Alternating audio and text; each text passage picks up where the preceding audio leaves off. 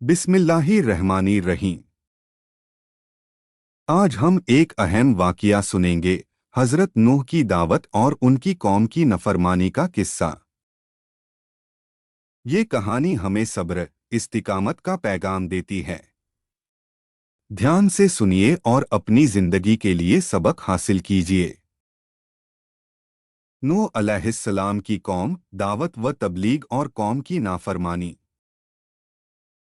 हज़रत नूह अलैहिस्सलाम के नबी बनाए जाने से पहले तमाम कौम अल्लाह की तौहीद और सही मजहबी रोशनी से पूरी तरह अनजान बन चुकी थी और हकीकी माबूद की जगह खुद के गड़े हुए बुतों ने ले ली थी। गैरुल्लाह और बुतों की पूजा उनका शियार था। आखिर अल्लाह की सुन्नत के मुताबिक उनके रुश्द व हिदायत के लिए भी उन्हीं में से एक हादी और अल्लाह के सच्चे रसूल नूह अलैहिस्सलाम को मबूस किया गया। हज़रत नूह अलैहिस्सलाम ने अपनी कौम को राहे हक की तरफ पुकारा और सच्चे मजहब की दावत दी, लेकिन कौम ने न माना और नफरत व हकारत के साथ इनकार किया।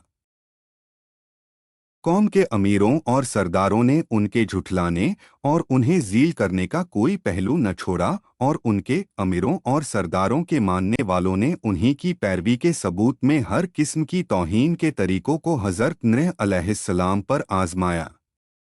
उन्होंने इस बात पर ताज्जुब जाहिर किया कि जिसको न हम पर धन दौलत में बरतरी हासिल है और न वह इंसानियत के रुतबे से बुलंद फरिश्ता हैकल है, उसको क्या हक है कि वह हमारा पेशवा बने और हम उसके हुक्मों को मानें। वे कौम के गरीब और कमज़ोर लोगों को जब हज़रत नूह अलैहिस्सलाम के पीछे चलने वाले और पैरवी करने वाले देखते तो घमंड भरे अंदाज में ज़ील समझकर कहते, हम इनकी तरह हैं कि तेरे फरमान पर चलने लगें और तुझको अपना सरदार मान लें कि जिसकी पैरवी की जाए। वे समझते थे कि कमज़ोर और पस्त लोग नूह अलैहिस्सलाम के अंधे मुकल्लिद हैं, न इनके पास कोई समझ है और न ये हमारी तरह जांची परखी राय से काम लेते और न इतना शऊर है कि हकीकते हाल को समझ लेते, और अगर वे हज़रत नूह अलैहिस्सलाम की बात की तरफ कभी तवज्जो भी देते तो उनसे इसरार करते कि पहले इन कौम के पस्त और गरीब लोगों को अपने पास से निकाल दे, तब हम तेरी बात सुनेंगे, क्योंकि हमको इनसे घिन आती है और हम और ये एक जगह नहीं बैठ सकते। हज़रत नूह अलैहिस्सलाम इसका एक ही जवाब देते कि ऐसा कभी नहीं होगा, क्योंकि ये अल्लाह के मुखलिस बंदे हैं। अगर मैं इनके साथ ऐसा मामला करूं जिसकी तुम ख्वाहिश रखते हो तो अल्लाह के अजाब से मेरे लिए कोई पनागाह नहीं है। मैं उसके दर्दनाक अजाब से डरता हूं। उसके यहाँ इखलास की कद्र है। अमीर व गरीब का वहाँ कोई सवाल नहीं है। साथ ही इरशाद फरमाते कि मैं तुम्हारे पास अल्लाह की हिदायत का पैगाम लेकर आया हूँ, न मैंने गैबदानी का दावा किया है और न फरिश्ता होने का। अल्लाह का बरगज़ीदा पैगंबर और रसूल हूँ और दावत व इरशाद मेरा मकसद है। उसको सरमायादाराना बुलंदी, गैबदानी या फरिश्ता हैकल होने से क्या वास्ता। कौम के ये कमज़ोर और गरीब लोग जो अल्लाह पर सच्चे दिल से ईमान लाए हैं, तुम्हारी निगाह में इसलिए हकीर व जलील हैं कि वे तुम्हारी तरह धन दौलत वाले नहीं हैं, और इसीलिए तुम्हारे ख्याल में ये न खैर हासिल कर सकते हैं और न सादत, क्योंकि ये दोनों चीज़ें दौलत व हशमत के साथ हैं, न कि गरीबी और इखलास के साथ। सो वाजह रहे कि अल्लाह की सादत व खैर का कानून जाहिरी दौलत व हशमत के ताबे नहीं है, और न उसके यहाँ सादत और हिदायत का हासिल करना और पाना सरमाए की रौनक के असर में है, बल्कि इसके खिलाफ नफ्स का इत्मीनान, अल्लाह की रिज़ा, क़ल्ब का गिना और नियत व अमल के इखलास पर मौकूफ़ है।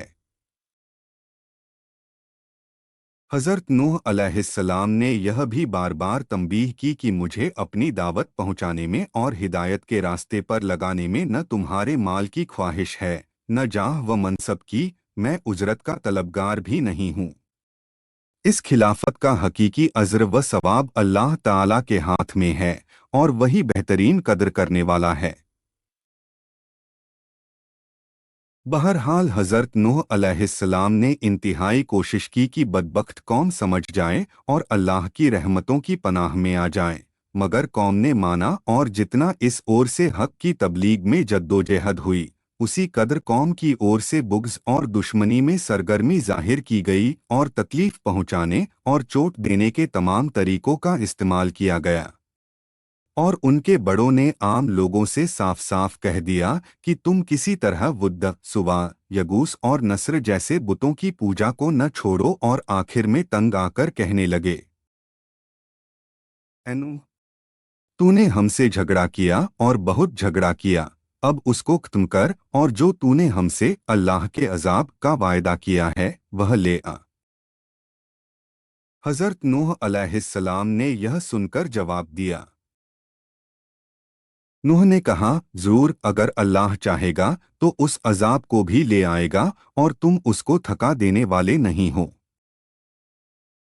इस तरह जब कौम की हिदायत से पहले हज़रत नूह अलैहिस्सलाम बिल्कुल मायूस हो गए और उसकी बातिल परस्ती, जिद और हठधर्मी उन पर वाज़ेह हो गई और कुरान के मुताबिक 950 साल तक बराबर की जा रही दावत व तबलीग का उन पर कोई असर नहीं देखा गया, तो बहुत ज़्यादा मलूल और परेशान खातिर हुए। तब अल्लाह ताला ने उनको तसल्ली के लिए फरमाया और नूह पर वह्य की गई कि जो ईमान ले आए वह ले आए, अब इनमें से कोई ईमान लाने वाला नहीं है, बस उनकी हरकतों पर गम न कर। तब हज़रत नूह अलैहिस्सलाम को यह मालूम हो गया कि उनके हक पहुंचाने में कोताही नहीं है, बल्कि खुद न भानने वालों की इस्तेदाद का कसूर है और उनकी सरकशी का नतीजा। तब उनके अमाल और हरकतों का असर कबूल करके अल्लाह ताला की बारगाह में यह दुआ फरमाई, ऐ परवरदिगार, तू काफिरों में से किसी को भी ज़मीन में बाकी न छोड़। अगर तू उनको यूं ही छोड़ दिया तो ये तेरे बंदों को भी गुमराह करेंगे और उनकी नस्ल भी उन्हीं की तरह नाफरमान पैदा होगी। नूह 71-27। अल्लाह ने हज़रत नूह अलैहिस्सलाम की दुआ कबूल फरमाई और बदले के कानून और आमाल के मुताबिक सरकशों की हलाकत का ऐलान कर दिया। पहले हज़रत नूह अलैहिस्सलाम को हिदायत फरमाई कि वह एक नाव तैयार करें ताकि ज़ाहिरी असबाब के एतबार से वह और पक्के मोमिन उस अजब से बचे रहें जो अल्लाह के नाफरमानों पर नाजिल होने वाला है। हज़रत नूह अलैहिस्सलाम ने जब नाव बनानी शुरू की तो कुफ़ार ने हंसी उड़ाना और मजाक बनाना शुरू कर दिया और जब कभी उधर से उनका गुज़र होता तो कचते की खूब, जब हम डूबने लगें तो तुम और तुम्हारे पीछे चलने वाले इस नाव में महफूज रहकर नजात पा जाएंगे। कैसा मूर्खता वाला ख्याल है।